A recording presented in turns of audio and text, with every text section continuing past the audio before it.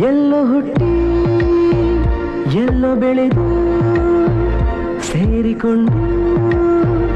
ನಮ್ಮ ದಾರಿ ಬದುಕು ಎಷ್ಟು ಚಂದವೆಂದು ಸಾರುತ್ತಿಹುದು ಸಾರಿ ಸಾರಿ ನೀವು ನೀವು ಅಂತ ಶುರುವಾದ ಮೊದಲು ಲೋಲೋ ಅಂತ ಈಗ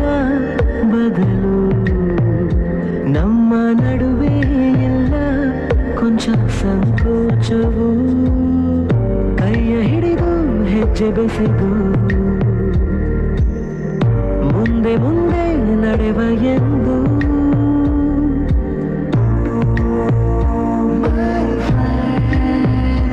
ಕಣ್ಣ ಕಂಬನಿಯ